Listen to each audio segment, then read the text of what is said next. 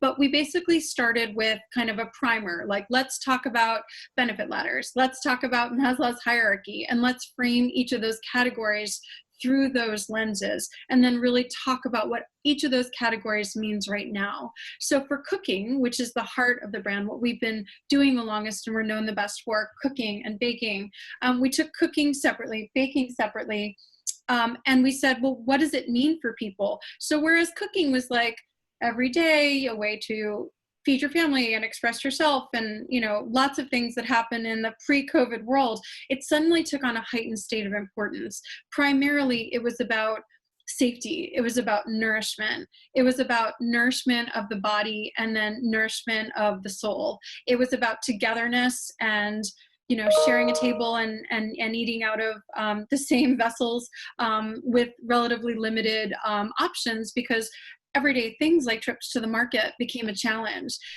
So, you know, obviously as marketers, we plan several months out what we're going to do, what we're going to say. All of that went out the window. Even things we thought, oh, okay, well, we're about to launch spring cleaning, we can just use that content. We took a look at it with these fresh eyes on the now and thought, oh my gosh, we can't talk about like a sparkling clean shower. I mean, we want to talk about the end benefit of making things cleaner with our cleaning line, but the whimsy and the wit no longer felt appropriate. So cooking and baking at this moment could not be more different. They both happen in the kitchen, but interestingly, whereas cooking is about providing and nourishment and essential care, especially in the immediate aftermath, you know, we're finding baking is a very interesting and important counterpoint to that.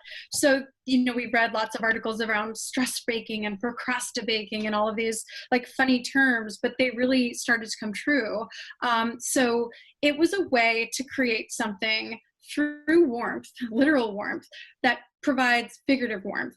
And even the process of baking changed. So it's not like we bake differently, but the idea of following directions. You know, there's lots of potential creativity and wiggle room with cooking for experimentation, which brings its own joy and beauty. But baking, you pretty much have to follow a recipe or something can go terribly wrong. And so following those directions, it was like a mindless obeyance, but like a mindfulness of the moment, and even like stirring the ingredients, the dry ingredients, the wet ingredients, creaming things together. It almost, we found and learned first and secondhand, had like a Zen meditative quality to it. So it was the process of baking, of following instructions, of combining ingredients, and then that transformation enabled by heat and the outcome of the actual literal sweet treats that really are doing something important, we hypothesize, for our consumers.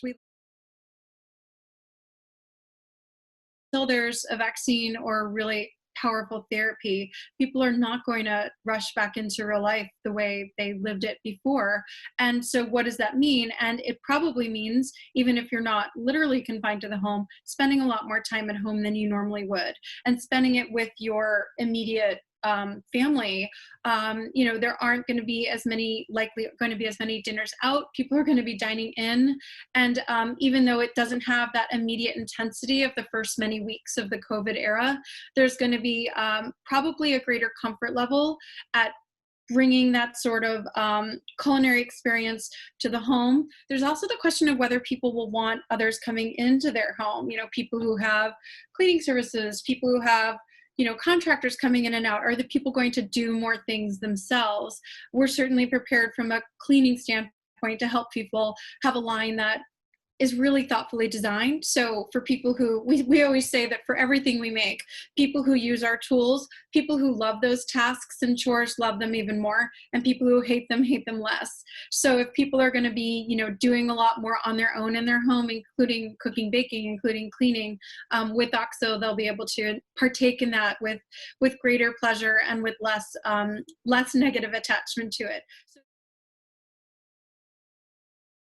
I would imagine that the idea of living within the home, making it your own, and becoming more self-reliant will remain. And that appreciation for when you don't have to do that will remain as well. But sort of the beauty of creating and cultivating a space and a sense of warmth, family, whatever your form of community is, sanctuary, will remain. My category is all about living within the home, and the good habits and the beauty and the grace that was cultivated during this time will carry on. And it might be rituals, it might be traditions, it might be new ways of doing things. You know, we've learned a lot about people saying, okay, I'm going to get really good at making bread right now, you know, not just to provide for my family, but because I've always wanted to tackle the tartine cookbook and get excellent at a sourdough starter, etc.